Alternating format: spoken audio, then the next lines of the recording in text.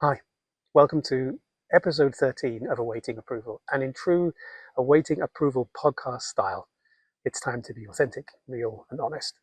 I messed up the audio on this one, specifically my audio. I got the settings wrong when I was recording and recorded my voice through my headphones and not the microphone. Roger still sounds great, but mine, not so much. So the amazing guys, Stu and Steve at Mantis Broadcast, stepped in at the last hour and did a fantastic job. It's not perfect, but it is way better than it was before they did their magic. I can't recommend them enough. And I'll put their details in the description of this podcast episode so you can get in touch with them if you need any audio magic. For now, though, plug your earpods in or your eyeballs onto YouTube, wherever you're looking at this podcast, and enjoy episode 13, the season finale of season 1 of Awaiting Approval. Hi, I'm Adam Jennings, and this is Awaiting Approval, a podcast about the messy human side of creative leadership. Today, I'm joined by Rohatgi, Chief AI Officer, former VP Global Head of Design for BP, and many more, for a relaxed, two-way conversation about his journey, the lessons he's learned, and what it takes to lead with creativity and honesty. Roger, hi, welcome to the show. Hey, Adam, great to be here. I'm going to start us off, as always, with something light and opportunity for people listening to get to know you a little bit better. If we were meeting in person to record this today, where would you suggest we meet and what would you order to drink? Yeah, no, that's a good question. I'd probably say, could we go to maybe like a juice bar? And I'd probably order some kind of, green, concoction or something. I don't drink coffee. It makes me tired, oddly, but I do love hanging out in coffee shops. But a juice cafe is more my style. So. Well, I'll raise a metaphorical green something to you to cheers you on for this recording. And oddly, you say about coffee making you sleepy. I have the same thing. It's something that can give me a boost, but will also sort of calm me in a non-predictive way, which is quite fun. When was the last time you used pen and paper? Wow. So today, actually, I still use pen and paper. I feel like in this digital world, I still need that ability to be able to write my thoughts down, capture them, and then put them into a digital place. Sometimes, of course, it's, you're on the go, you can't do that. But I feel much more clear in my thinking and my ability to, I guess, quote unquote, master my day if I've, lined it out, written it out, and put forward of all the things I need to do. And is that part of a kind of daily ritual for you, or just a go-to when you need it? I guess it depends on the day. Sometimes in the nature of the world that I'm in, it's hard to get daily rituals all the time because things are just moving and changing so rapidly, and which is exciting. But yeah, I think I would say it's more of a weekly ritual for sure, and as needed on a constant basis. I think it helps me when there's just so much coming at me, I guess, and at us, to really just kind of distill it down. And a lot of times what I'll do is begin to draw out quadrants of different tasks and different things that I need to capture and stuff. And then I'll put that obviously into some tool that keeps me alerted about those or whatever. But just being able to organize everything and organize all the stuff coming at me and the thoughts that I have on it, that's the way I do it. And it could be daily, it could be weekly, but mostly it's as needed, and seems like it could be several times a day sometimes. I get that. Do you have a preference, pen or Pixel? It depends on what you're talking about. So if it's organizing my thoughts and if it's beginning to kind of sketch out different ideas or whatever, then I still love pen and paper. I think when it comes to, bringing something to life or ideating in real time, I certainly love the different tools that we can mock up things and prototype or whatever. But my background also, aside from UX and digital design and all the things that we all know very well, I have a deep background in motion graphics, After Effects, and video editing and all that. So I love to go straight in to After Effects and begin to go deep on a lot of those things. So it's a pixels in motion, I guess I would say. So I prefer that. But I would say that sometimes I do start, actually most of the time, and I think about it, drawing out the storyboard. And sometimes I'll do that for presentations too. So maybe it does start with pen more than pixel, I guess. I like that. And I love that you bring in about the background in the motion graphics, because right now you're Chief AI Officer. I'd love you to go all the way back, way back to your very first position, your very first job, and just give us a bullet point history of your career up to the point where you had your first management or leadership position, and then from there to where you are today? Okay. All right, cool. Yeah. So let me think. I mean, all the way back to my very first job. This is before, you're talking before even design or anything, right? Yeah, if you want, yeah. I, okay. Yeah. So, wow. I think when I was 15, I got a job as a kid at a swimming pool, local swimming pool that would check people in with and check their tags to make sure that they were able to come in. And then I graduated from that role into being a lifeguard. And then, through high school, I managed pools and I would clean them and, and be, I would do lifeguarding and stuff like that, which was a crazy time. It was lots of fun, lots of fun. We had like big sand volleyball courts near our pool. So, we would lifeguard all day and then hit the volleyball courts at night, and play volleyball into the evening and late at night and stuff. And, everybody came out and it was a fun time in high school, so certainly. And the lifeguard lifestyle was, it was a fun time, I guess. But, as I got a little bit older, I think, and I got into college, I think one of my first real jobs that I got paid for outside of the, just high school work was our family owned a gas station. So I used to clean all the pumps. And I would put up back then it wasn't digital. So you had to like have this huge pole and you would like take the plexiglass numbers and you'd have to put the price up on this big sign. And those plexiglass rectangles were interesting because if they fell, they would just, they could chop your head off if you were in the way. So you had to be really careful. So lots of safety issues with, with that job. And yeah, and I would buy all the different products and, from changing light bulbs to cleaning, pumps and stuff and everything in between. So yeah, so those are, those are the early humble days, and then I remember in college I was working like 3 jobs, and I was working at at the gas station. I was working for a company called Mystery Shoppers, where you even back then in the 90s we had hidden cameras that we could record different things that they would send us out to do, and it was wild. But back then it was like this big old cassette recorder thing you would have to wear in the back of your shirt, so you couldn't. And it would get really hot, and especially the wires inside of the shirt. And so some of the women Mystery Shoppers had cameras in their purses, and there was some in the ties. It was ahead of its time. I think it was pretty interesting. And then my third was I started doing graphic design, and I started doing that for nonprofits, for churches, for other organizations and stuff. And I got really good at it, or at least I thought at the time. But I got more and more into it. And so I think that led to designing and leading, website design. And so early on, quickly, I got into a role where I became a young creative director. So I think you probably heard me talk about this, where I remember directing a big Flash website. This was back in the late 90s. And it was this incredible website. I had this huge vision for it. It could do all this stuff. It could, when you clicked every link, it would open up and close up like Transformers. Had all these special effects and sound effects, all the motion graphics that I have come to be so fond of. And it ended up, when we released it in the United States at the time, there was no high-speed internet, so it was all dial-up. So it took 15 minutes to load the website. So I always say I created the most amazing website that nobody ever saw, which was pretty wild. But I remember doing a lot of design and creative work for big events that we were trying to reach young people with in our generation, if you will. So huge concert venues, stadiums, events, and things like that. So a lot of the stuff I was designing also started getting into commercials and TV, and doing stuff on MTV and sports networks in the US and different other networks, like things like Nickelodeon and others. And I remember doing these commercials, and we wanted to get into 3D, or I wanted to do 3D. So we were pushing again, this is very early days. 3D was, really heating up, but at the same time, it took a long time. So I remember there was this one TV commercial that we had a deadline on, and it was a 15-second commercial. My vision and idea was all animated. It was all 3D, and it had all these really cool effects and everything.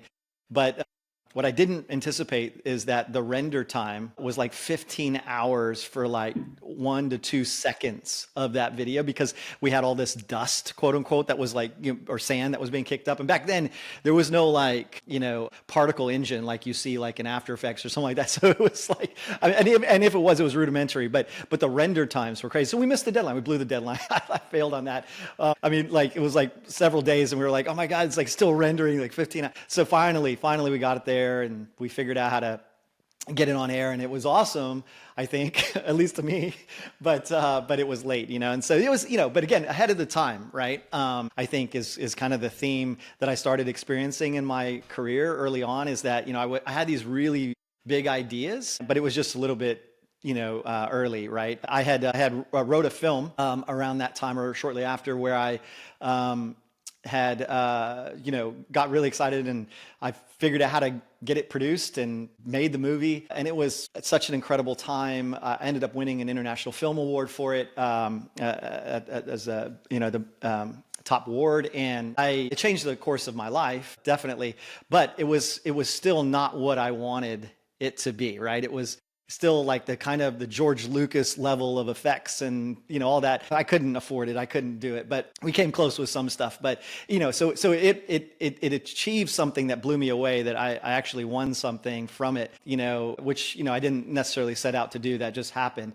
But it taught me a lot about what you can achieve with little. And what you want to achieve sometimes, again, you have to really strive for beyond, because, you can be a little too early. And so just kind of jumping in quickly, some other stuff. So I, obviously was doing lots of TV shows, videos, motion graphics, music videos for artists like, just different Sony music artists or whatever, and others. And so, I remember this hip hop video, it's a rap video, where I created the hologram to come out of the dashboard of a Maserati and all this stuff like that. Now, all that stuff was like, really, really early days of some of that stuff into those kind of music videos. Again, just kind of early when it came to that, but it was really exciting to see this. The success of that, and then went deep into TV. And so I was still doing design and of course graphic design, and also a web and video, but I ended up being the creative director of 2 national television networks. And there, when I joined, the focus was for me to come up with the idea to rebrand these networks, right? And these national television networks. And I remember sitting there, I think I was in a cubicle at the time. Later on, I had a nice office and things, but I remember when I started just thinking like, rebranding these networks, that's what everybody's doing, right? But what if we could do something different, right? And I knew that the CEO had certain kinds of technology that he had from his days in social media. Even he was involved in that prior to the days of Facebook and stuff. And so I said, what if we combined that technology and TV together, and social and television, call it social TV? And so I had this idea. I went into his office, thinking he was going to, either fire me right on the spot. I mean, I literally was only there about a month. And so, or it might have been my first month. I don't even know if it was a full month. And he said, I pitched the idea, and, I figured, okay, either I'm going back to my cubicle, never to speak again, or I'm out of the company or whatever. But he did the opposite. He said, man, I love it. Let's do this. Let's build it. Let's create that. And so within a year, we ended up launching the first social television network in the United States. And we ended up partnering with people like Mark Burnett, who created Survivor and The Voice. We built a studio with the gentleman who did like all the sets for like Who Wants to Be a Millionaire and Oprah and all that. And we built these sets out in LA. And we opened an office there on Wilshire Boulevard, and we had one in New York.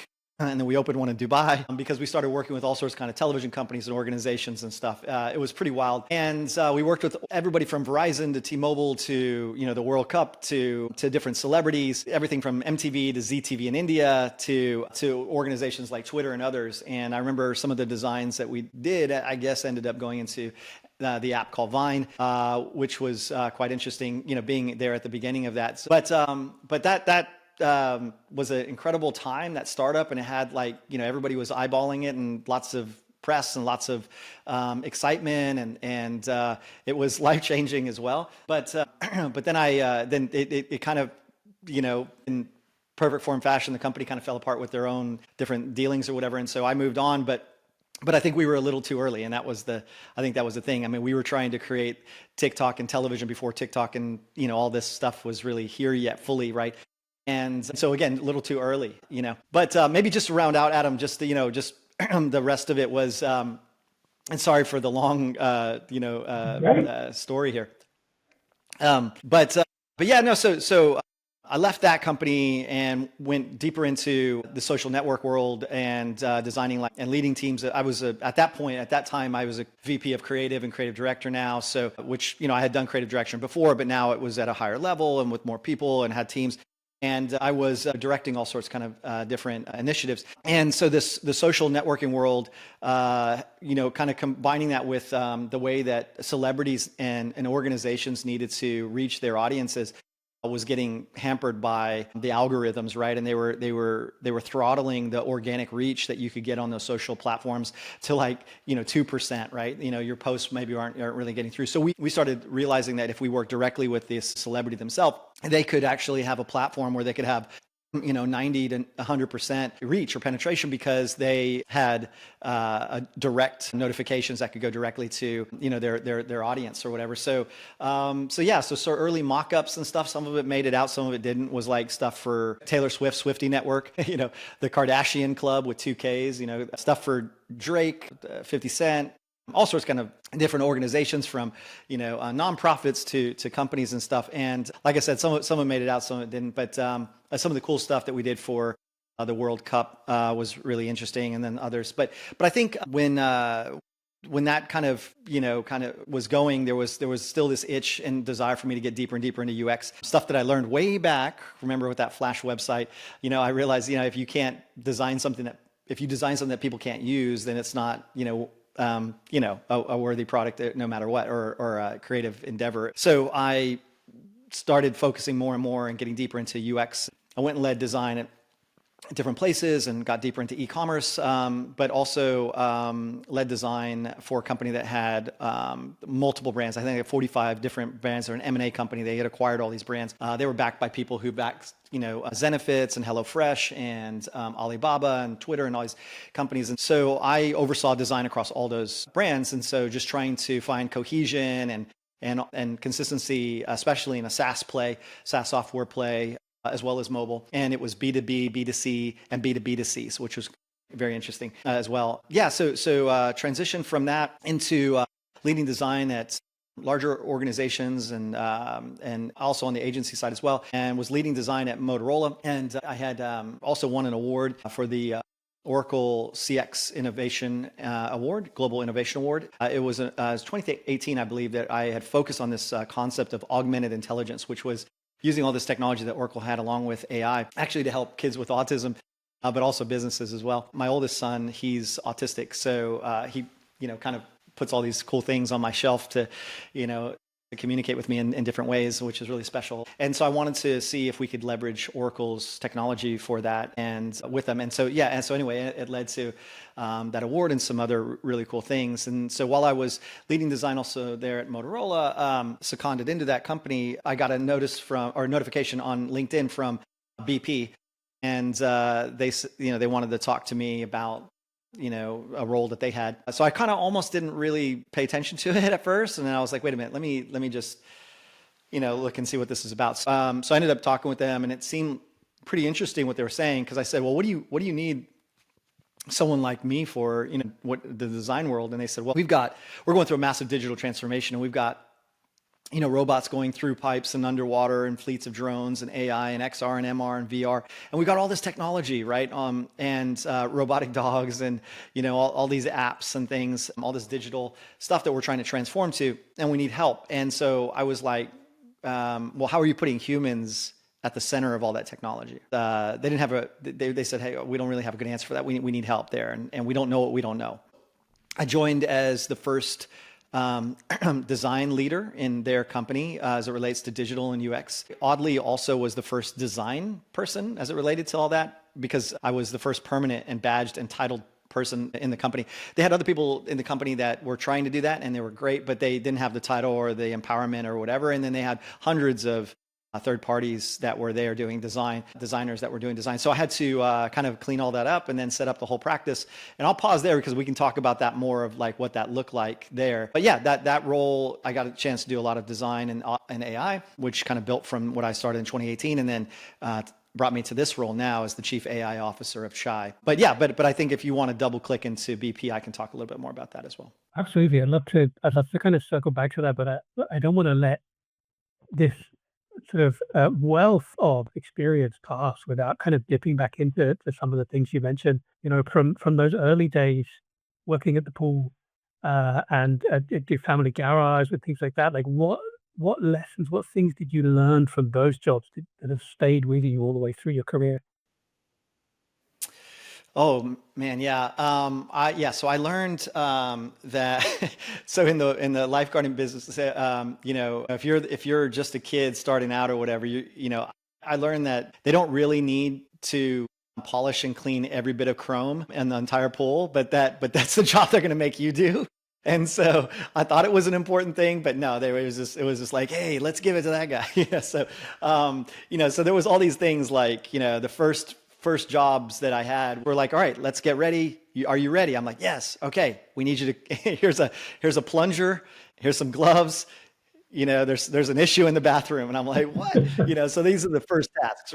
So what I learned though, is that, in doing that, it didn't really, I mean, the role that you have, there's a lot of that's going to come with it no matter what. And I learned that you can still do it with excitement. And this is what I mean by that. I had a supervisor who he was kind of over all the lifeguards, and he would kind of walk in whistling, singing some tune. He had pet names for all of us. He was always upbeat and excited. All the patrons of the neighborhood loved him and stuff. And it was a big pool. It was like I think it was an Olympic sized pool. They all loved him, but he really cared about his people. He really cared about us, but he was really fun about it. So I'll never forget, like when I turned to go clean one bathroom one time, and I'll never forget him. I started walking in, and it was really not a pretty picture. But right as I walked in, I heard the whistling, and he pulled on some gloves, pulled it all the way down, and he was like, "Let's do this," right? And he did it with me, right? So this is a supervisor level, and he was right there with me. And what it taught me was really life-changing at that moment, because it showed me that I was valued more for what I could do. And that he was willing to do it with me, right? And so being able to get in there with your teams, being able to, clean up the mess or do the dirty things that have to be cleaned up or whatever, is something that I always prided myself on, because with my teams, because I knew that we could do it together, right? It wasn't something that, it was just do this task, and if you don't do it, it's not good. So that's something I learned early on, and I think it carried with me through my career. And I think yeah. So, I mean, I think, with the, again, taking that same thing to, the fuel station or garage, a petrol station or garage that you call it, I was interested because, again, putting my whole entire all into it, right? I remember the first check I got, or the money I got for the very first time I got paid, I took all of that and I donated 100% of it to charity and giving. So, because I don't know, I just felt like I was so grateful to have work and then and the money, but I also believe that somebody else might need it more than me. And so it was an interesting time in my life where I got a chance to spend time with charities and nonprofits and organizations and even churches that really needed support that some people couldn't provide. So that was really cool. But it taught me the power of giving back, the power of putting others ahead of yourself. And no matter how much you grow, no matter how far you go, there's others that help get you there. And sometimes you need to give back to them and others, right? So I think on that note, I learned that when I look back at all the things I told you about, and there was many more that I kind of left out for brevity's sake, but which wasn't too short, is that whole concept of the network you have. I mean, everything that I've done up to where I am today has been because of somebody who reached out to me or knew me or saw what I was doing and said, hey, come do this with us, or come do that, or whatever, or let me help you do that, or whatever. And there's been so many people like that in my life, so many mentors, so many, unlikely heroes in my life that, I may not have actually known to seek out, but somehow they sought me out, or somehow it just happened in certain ways. Maybe sometimes I sought them out, but they, they turned around and helped me along the way. I remember the role for the TV company, the CEO had asked me to come, interview and be a part of the company. But I had to meet some of his other leaders and whatever. And I remember being in a room with one of these leaders, and he asked me a question. He says, "Why do you want this job?" And I remember telling him, I said, everything I've done up until this point, I listed all the things, right? What it was, radio, television, film, all the things I was doing, animation, whatever. I said, every single thing that I've done has prepared me for this role right now. And everything that I know I can do is based upon all the things that I've already done. And so this role was designed completely for me, and I was designed completely for this role. And so it's not a matter of why do I want to start? It's more of a matter of when do I start? He didn't say anything. On that note, we kind of switched gears, and then we left. I left. I never heard back from him, but I ended up getting the role anyway, and then we became really good friends later. But But I thought like, oh man, he'll never call me. But that's how I believed. I literally believed that if this was the role that it was being presented, that it was almost destiny speaking, that I was made for that role. And so there's no other candidate, there's no other option. It's me. Also, there's no other, thing I want to do more than this. So let's make it happen, right? And so that taught me, I guess a lot about, looking at the things that you've already done have actually prepared you for where you're going, right? And prepared you for what you can do right now. And I've seen that over and over and over again in my career. But I think that boldness is another theme. I guess maybe it's kind of out of naivety or insanity or something like that, where you have this idea and you run and you want to tell the right person about it, with no filter and with unrelenting passion, and knowing that maybe they could say no, but what if they said yes, kind of thing. And so I did that a lot in my career. That was obviously what happened there with the social TV story that I mentioned earlier. And honestly, we became the first social television in the network in the United States, and it changed the course of all of our lives in many ways. I'm not saying it was just my idea, but it was the fact that we all jumped in together on it, and we were able to do it like that. So I think those themes, if I look along the way, were the things that I carried with me into some of the larger roles. Like when I was at BP, it was a massive estate, right? So across the globe, so we were I was leading design over 200,000 plus interfaces and thousands of apps, and hundreds of designers that we had brought in or built up and through perm and third-party resources. But what was interesting is it was B2B. So all the fleet drivers and, Uber, Amazon, all the stuff that's public, as well as like other businesses that need, services and energy and so forth. And then it was B2C, right? So people that are, and this was wild because I had a background in gas stations and fuel stations and petrol stations. So here we are, there's B2C where people are coming into the fuel stations and they have to, get their points and loyalty points, and there's apps to, do things and purchase products. And you have people behind the counter, which I knew, point of sale, which they had to run the registers and the machines, and they had to keep the pumps clean, a myriad of other things, that somehow oddly was in my background. And then, so I kind of knew that. And but then we have B2C on EV charging, which I'm an EV driver. So, understanding their experience and, really empathizing with that and building that up. And then there was the B2B2C. We had, Castrol as one of our companies, but other companies that we owned that were very focused on that B2B2C experience. But then it was like B2E, which I call business to enterprise. So you have people on shipping routes and airfield automation, and you had people in trading floors and legal and finance and procurement and onshore and offshore on wind farms and solar fields and rigs and assets and refineries and you name it. And my dad had been in the oil business for 50 years and the energy business. So somehow I learned enough to be able to understand what some of these, what some of the challenges are and what some of these people are going through in their careers. But all the things that I learned along the way also taught me how to apply good user experience and good principles and design thinking to all these scenarios. So some in my past, and then some obviously just easy to apply because they can translate across that. But then we had, B2, what I call B2Me, which is the employee experience and the EX and, all the apps and things that go along with IT and, the things internally to keep, your employees motivated and excited and safe. So I had launched this concept called responsible design in BP, where we focused on sustainable design, and we created the first curriculum for sustainability in the entire company. Also on inclusive design and safety design, where, it's people's physical safety, but also their psychological safety and even cyber safety. And so there's a lot that goes into that, especially for a lot of these companies. So how do you design across all of those? And so we looked at it through a lens that I called responsible design. So when I think about all of that, I go back to my days of working with, different organizations and groups and nonprofits and things. And so bringing that in. And so not only did we design things externally and then for all of the stakeholders that we had across the globe, but we also designed for our, what we called inside of BP, our BRGs, which was our resource groups that might be the group around indigenous people or different other types of groups that might be in BP around affinity groups and ethnicities or backgrounds or whatever. So being able to help them, because they were inevitably without a lot of funding or resources or whatever, was always rewarding. And so I felt like that was a big part of, you know, something that we needed to make sure that we did. And I obviously picked that up along the way. And I still believe in that today, which is why I was so grateful and honored to be a part of and be asked to be part of Design for Good, which at the time was a collection of 16 to 17 chief design officers in the world that were bringing their designers together collectively to work on the United Nations sustainability goals. So we had 600 designers collectively working on different initiatives, SDGs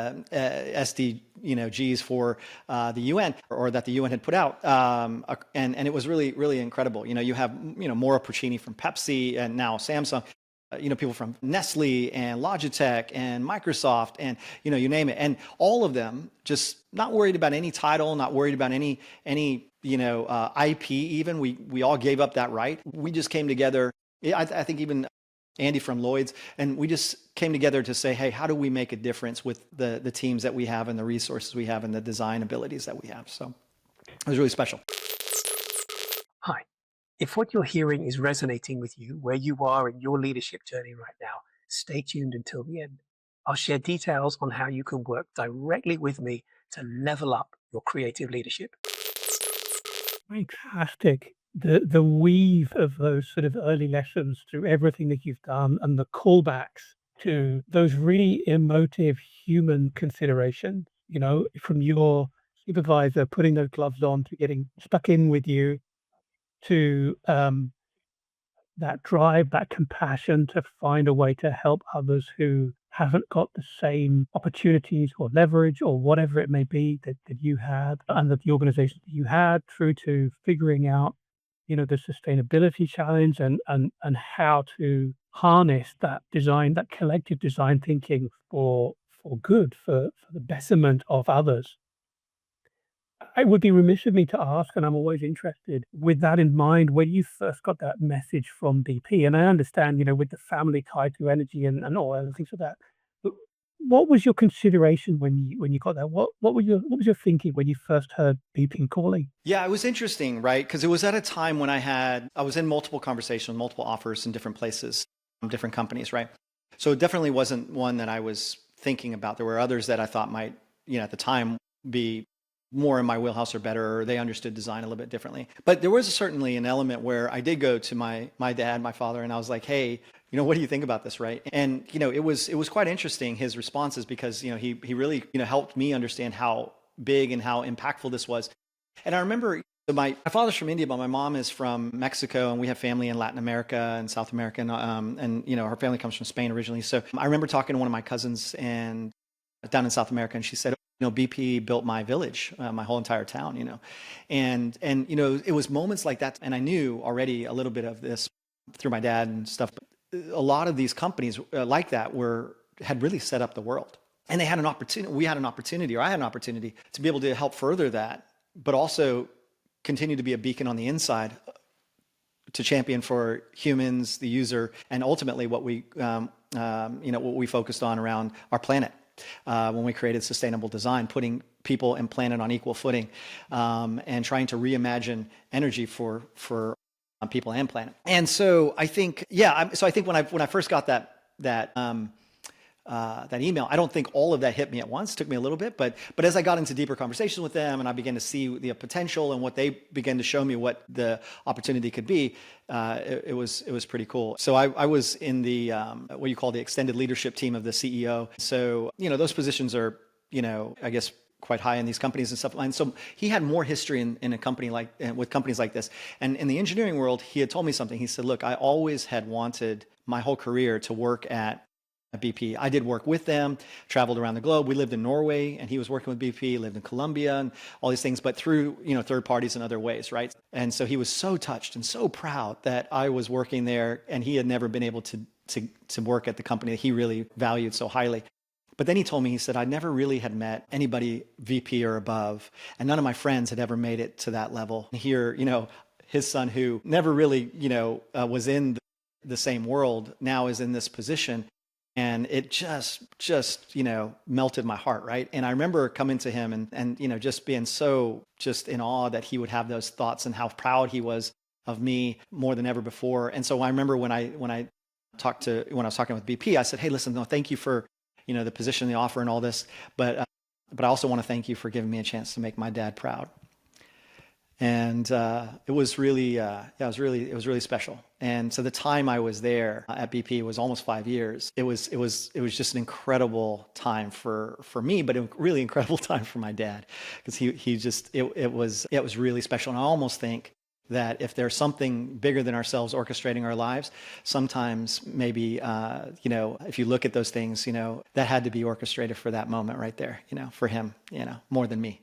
I love that. And I love that. I love that,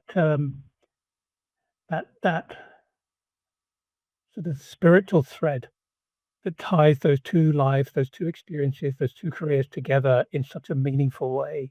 Thank you for sharing that. It's really powerful.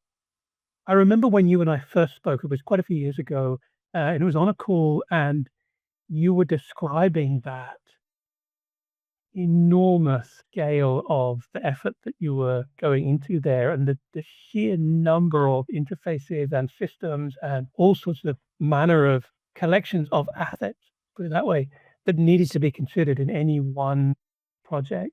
And I can remember being absolutely floored by the complexity and the scale of that, but also how on top of that you were. So I'd love to know what, when you're thinking about creators listening to this who and let's be real for a second. I can't picture another industry where you would have that level of complexity, that scale, that number of things, number of elements to consider across the whole organization. There are many that are really complicated, many that have lots of moving parts. That's something very, very different. And so I'd love to know if you think about creatives who are stepping into complex systems or complex organizations like that, what's your sort of key piece of advice for them?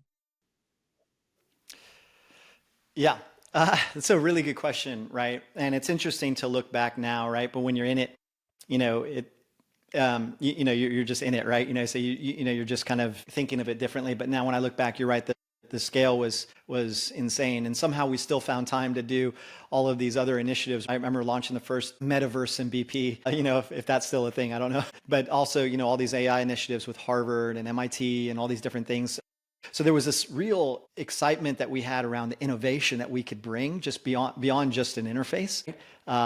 Because that is, I think, where a lot of companies view designers, and they put them in that box. But we're thinking so much bigger, and we're believing so much bigger of what can happen, right? And what we can do. So I think I kept that same, hey, maybe I'm a little early kind of mentality, I guess. Not, obviously I didn't call it that at the time. That same drive, if you will, and that same curiosity. And I applied it to everywhere in the organization. But I would say what probably was the most important or most successful thing wasn't so much the design itself, but it was the story that we told and the people that we delighted and met to bring that design to life, right?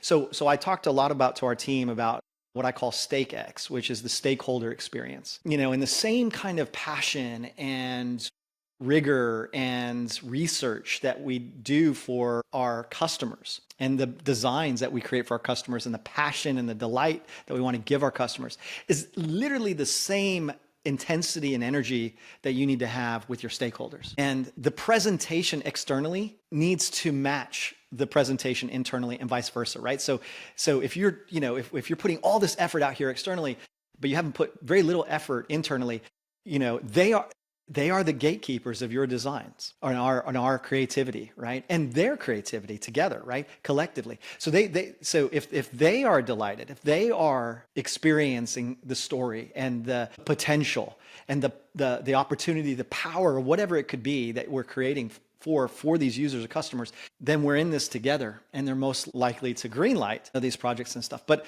so that was one side. The other side was, I wanted to meet everybody I could. So when I joined the company, I did my second week. First week I flew to Houston. Second week I flew to London, right? And it was an amazing week. I mean, that week our CEO announced that we marched toward net zero, and it was just an incredible feeling. I remember actually going back to my hotel room that night, realizing that I was in a company that was about to, they made the boldest statement in energy in history, and then they backed it up at the time. Whether that's the case today or not, just at that moment was so special. And I went back to my hotel room. I remember falling on my knees, just feeling so overwhelmed with this sense of gratitude that and maybe it was, again, something bigger than me orchestrating things, but just this gratitude that I was in the right place at the right time for the right reasons to do the right things, right, with the right people. And I've been there before, and I always try to have the right intentions and all that kind of stuff, but this felt like really special, and I was just overwhelmed by it in a good way, right? But what I had happened next was interesting. You know, I was given this remit and all this headcount and stuff, and then COVID hits the world, right, officially, and shuts the world down, right? So I joined in February of 2020. So for the rest of the year, it was a headcount freeze. I was able to get a few designers in and people, but it was really wild. It was really tough, and the company was also, you know, going through some cuts and things. And you know, again, questions a lot of like, why am I here? Why am I, you know, what is this kind of thing? Why am I going through this? And I had done that at previous companies. Like I remember being in one company, I was like, man, why am I here? Why am I doing this thing? And I remember the next role I had, somebody said, hey, can you do this thing? And I'm like, yes, because I just did it there and I can do it here better, you know, or whatever. So it was like it prepared me for that moment. And so again, all the things that I started realizing, I flipped the script and I said, you know what, I'm going to use this to my advantage because I can do 18 to 20 calls a day and I can meet everybody in the world, you know, and find out what their challenges are and then show them how we can help them through design and putting humans at the center of their product or equation. And it was fantastic, right? And so if you're in the same opportunity or even in a different scale, I mean, just being able to spend that time to get to know all of your stakeholders and those that, you know, that weren't yet my stakeholders, letting them know about the story, why you're here and what you can do for them it was huge, right? And look, I got questions early on like, okay, great. So wait, so what do you mean by design? That was, you know, some of the first questions. Second question was like, so what do you mean by design in BP? Next one was like, well, I don't understand the difference between product design and service design, or why, you know, I called the team HX, human experience design. And somebody was like, why are you doing that? They don't even know what UX is. Why? I said, because it's bigger. It's EX plus CX plus UX, right? So, because you can't have an amazing customer experience if you don't have an awesome user experience. You can't have an awesome user experience if you don't have an authentic employee experience, right? So I said, it's HX, right? It's bigger. It's our planet, it's our environments around us. It's everything that goes in. And so anyway, so we were HX deep. And so the questions, you know, began to shift then, right? They began to shift to, okay, well, how do we get design at the beginning instead of the end? How do we fund design, right? How do we pay for that, right? How do we get design into all these squads, right? That's kind of where we got to. And I remember when we achieved that, you know, some people were like, dude, that's amazing. You did it, you know, you got there. And I was like, no, actually, I always had this thing, and maybe this is another thing across my life that maybe it's a bad thing, maybe it's a good thing, I don't know, but I'm never satisfied with where I was at, where I could be. And all the stuff I told you that we were working on, you know, in looking back now, it's this huge scale and exactly what you thought. But I didn't feel like we were even touching the edge of what we could do, right? Or, you know, the beginning of what we could do, even though we were doing so much. It was crazy. I mean, our design system was 86,000 components by the time I left. It was one of the largest design systems in the world. It was wild. And I think what I learned there was that the need that people have is the key thing that you want to be able to make a difference with, right? But you want to do it together with them, right? So when people ask me, like, you know, all those questions and we got to all those different stages of impact or success or whatever you want to call it in the organization, where I spent time with the CEO in his office, talking to him about design, talking to our chairman of the board, you know, about design. These are maybe people that wouldn't necessarily have the time or notice those kind of things, but somehow that story and what we were doing and the passion drive got us into those rooms, right? And into being able, those conversations and having those decisions made. But this is what I said. Look, I said, all of that is not where we want to be. All the things that we've done here to this point is not where we want to be. Where we want to be is where nobody's asking what is design. And they're not asking, can we get designers? Because they already have designers and they already know what design is, but they're asking something totally different. And that question is, what can we design next together? It's a different shift, because then we become a partner and we're saying, okay, what kind of innovation, what can we actually do that can make a difference together? And we start before the start of the sprints or whatever, or before, you know, it's the holy grail of making that kind of impact and difference. And we started getting there. Obviously I've transitioned now and I'm hoping they'll continue to do that. But I believe that there was pockets in lots of different areas and groups that had gotten there. We know what design is. We see what it can do, and we already have designers, but what can we design next together? That's fantastic. and so powerful. And to be honest, it makes me think right back to that supervisor who put the gloves on, right? Who was right there with you. What can we do together? How can we fix this together? What's the next thing we can do together? I love that. And also the work that you did with the nonprofits and the charities and working together collectively for the next big thing, the next goal, I think feels like it's very much sort of playing into that as well. And talking of the next big goal, Chief AI Officer, which I'm now discovering is not easy to say off the cuff.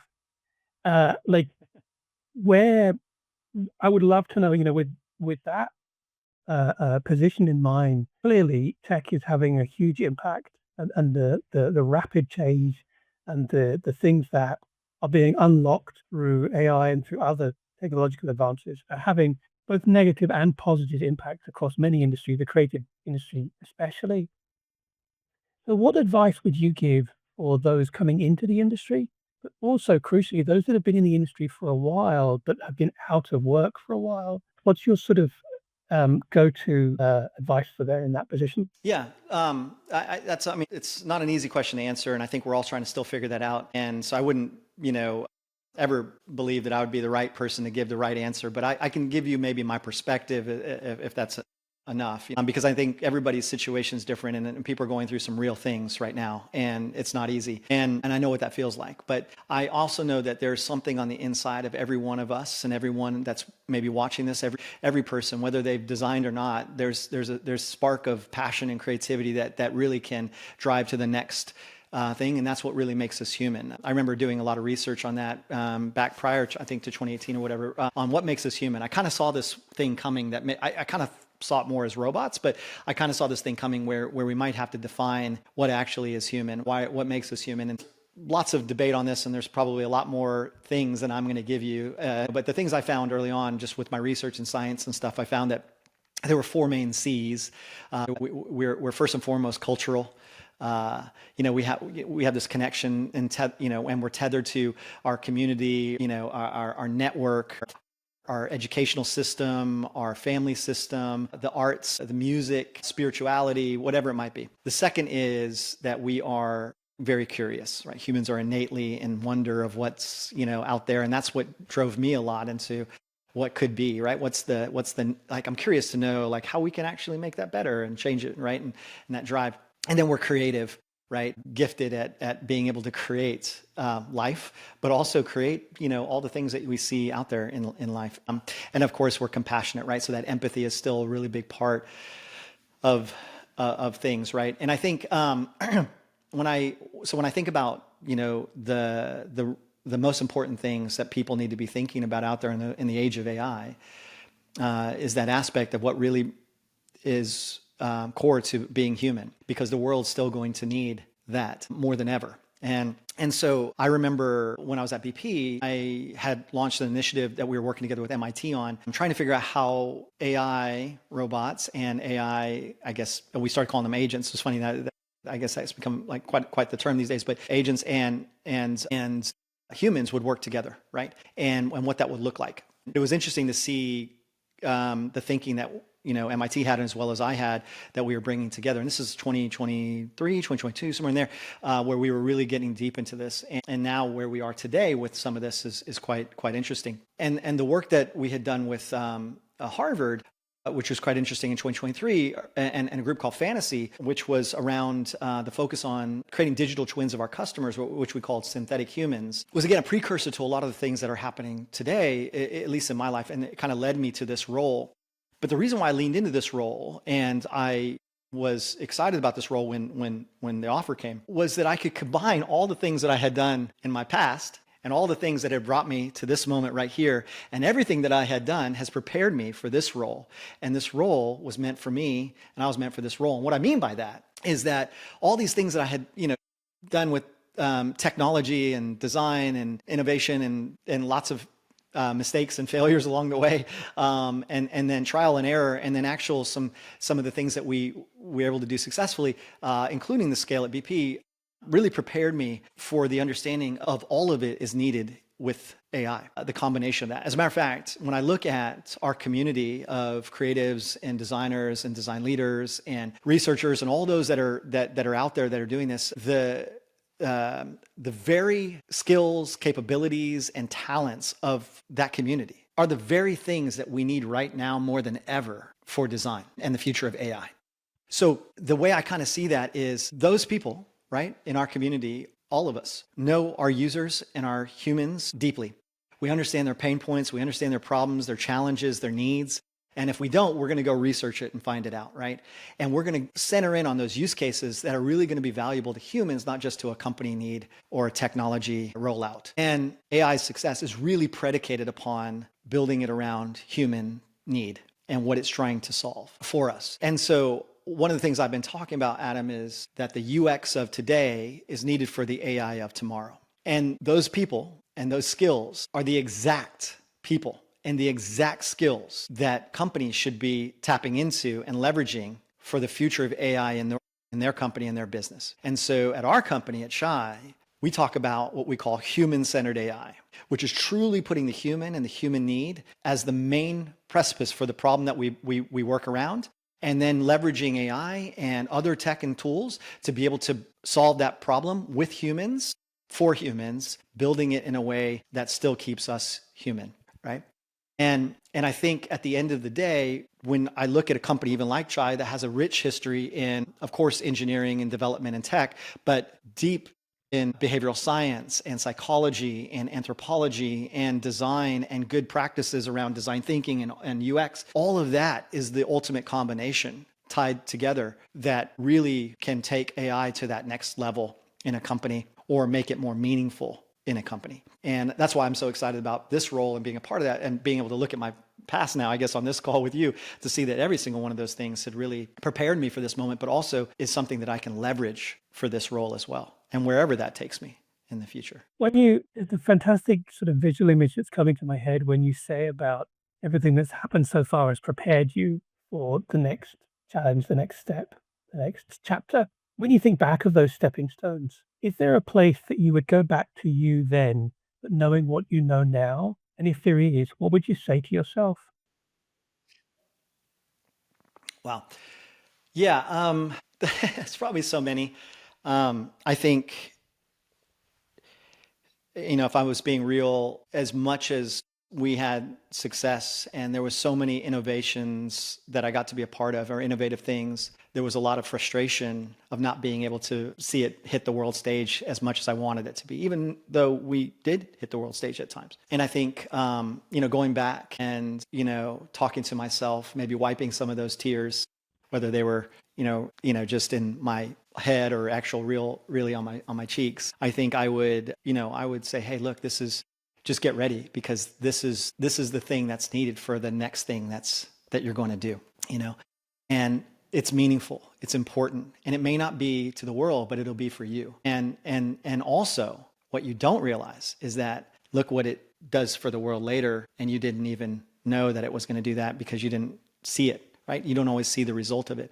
There's stuff now, if I look back, it's on 50 million smartphones and Verizon. There's all sorts of kind of things out there that maybe, I don't know if it's life-changing, but it's something that changed the way that we do things, right? And I don't want to necessarily take credit for, the stuff that we did there that went into Vine, but, you have TikTok and all these things, right?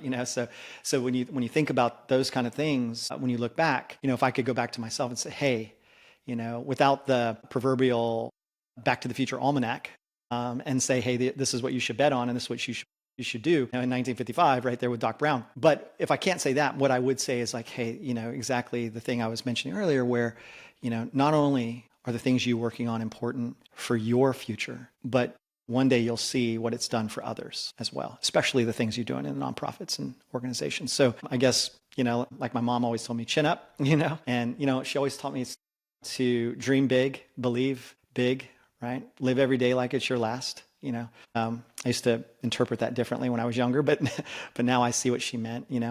And but to also believe in yourself, right? And so that's that one side. I think I also would continue to double click on the concept of the network and how important it is. Like, hey, I know that conversation seemed trivial. I know that person didn't call you back. I know that you got ghosted, but later on you'll see that that very person is somebody that can help you, or that taught you something, or this, that, and the other. Or you never know who's in your network that you can help, but also ultimately, can also help you. So I think that's really important as well. Yeah, and I would say, hey, look, just keep putting the gloves on and keep jumping in there with the team, doing it together, no matter where you go, no matter what you do in life. What's the piece of or the work that's made you most proud? Wow. I think it's interesting, right? Like when you think about the feeling of what makes you most proud, I think it's very relative to the moment you're in and the time you're in, right? I mentioned to you about the moment, I got a chance to make my dad proud. And that was like a penultimate, right? But I think you can't look at moments of being proud, if you have more than one, obviously, in a linear timeline. You almost have to look at it like almost like as an omnipresent opportunity, or thinking, because if I gave you one thing that I'm proud of today, it can dilute the very thing I was proud of yesterday, right? And today I'm proud of something for today because of XYZ. But 3 months ago, I was very proud of something at that time and what it could do. And then also I'm very proud of things that haven't really happened yet, but what could be. So there's a potential of being proud of something. And so I don't want to limit myself, right, and pick one thing, right? But I would say, like, if I go back, there were these moments, right? Sure, winning a film award was huge, right? I never achieved anything like that. But also equally, falling, and even more so, falling in love and winning the heart of my wife, right? Having these two beautiful children that I have, especially the moments that I've had where my son has come up to me and just held me in his arms, which, can be quite a rare thing with, in his community, and so I'm so proud of that, right? So proud that, of him and what he's done and what he's achieved, and the things that he can do. But, there are moments like, I was very proud of what I did at BP and the impact and the things that we made when I, especially, the stuff I mentioned to you when I was talking to you last. But prior to that, all those different moments, whether it was an award or whether it was winning over, a client or a stakeholder, or releasing a product, or having somebody put in a really good comment on something that you created. There's so many, right? And so in that moment is where I think we can really relish and celebrate. So I think no matter how proud of the moments you have, don't forget all the other ones that you've got to come, or the ones that you've already had in the past. That's beautiful. And yeah, I would say, like, it's funny, like when I first started at BP, I had this whole concept. I don't know if I fully can give it to you all here, but I called it moments, missions, milestones, and monuments. And so we have this designer journey across our year and year after year. And there are moments along the way that are daily successes, daily things that we can be proud of. Daily moments where we're just like, yes, that was an awesome email back, or that was a great approval, or whatever, right? So being able to celebrate those moments and high five on those moments is exciting, right? And there's just so much energy and so many of those that can kind of come in and out. And you can go up and you can go down, but man, when they come, they're awesome, right? And so those moments. But then we had something that we were wanting to, and doing, called missions, where every single month we gave back, right? So what can we do to give back to our community and give back to our company in ways that of those that needed it, especially in our resource groups, and the milestones, right? We have certain milestones that we're trying to hit, right? And we can, celebrate those, right? And celebrate the missions, the moments. But then there's the monuments, right? And the monuments are the big things, the huge releases, like those massive things that we want to make a movie poster on and post it everywhere and tell everybody and do the trailer, right? And and all that stuff. And so those are far and few between in a year, and they're huge, right? And we want to memorialize them and celebrate them, but we don't want to forget about the moments through the day, through the hours, that we can also celebrate as well. And it's those moments, I think, that I'm probably most proud of. I love that. And as someone who thinks in very cinematic ways, it strikes me, you think of a movie, you have these moments in a movie that are those monuments, but they don't mean anything if they're one after the other, after the other, after the other. They lose their potency if you don't have those quieter moments, those softer moments, those slower moments. And I think taking stock of all of them and almost having a sort of photo album or a memory album of all of those moments and being proud of that album, I think is a really lovely way to look at it. Thank you. And I love the call out to those moments where, I particularly love the call out to those moments where you have a connection of communication with your son. I think that's incredibly powerful, and I really appreciate you sharing that. Thank you. I have one final question for you. It's the same last question that I ask every single guest. Are you, Roger, still awaiting approval? Well, like I mentioned, just a minute ago on how much I'm excited about approval being one of those things that you can celebrate, those little micro approvals along the way.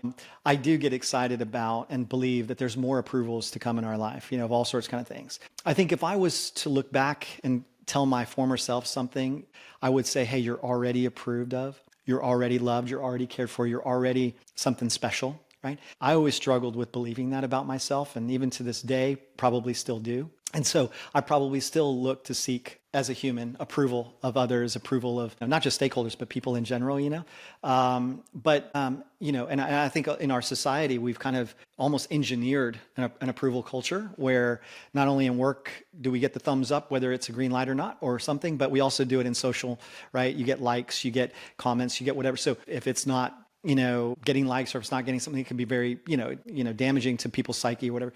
And so I think, I think if we are in a place where we understand who we are and how we're already approved, that there's already all these gifts in us, and there's already all this, potential waiting to be released, or that we've already done, right? Things to be proud of, right? Things to be grateful for. Then going forward, it's a lot easier to navigate the world of approval seeking, because that's really a lot of the things that we're faced with today. And sometimes it's just for business. No matter how many times I put a design in front of somebody, and no matter how good I got at not showing them I was crushed by their negative response, I still have to realize that I put in my best, and it was something that I approved of, right? And I think that's probably the key thing, right? I would say that when I think about the maturity of us as designers or creatives or whoever's watching, but I'll put it in the context of those roles. The two things that really mark maturity, in my opinion, is how we receive feedback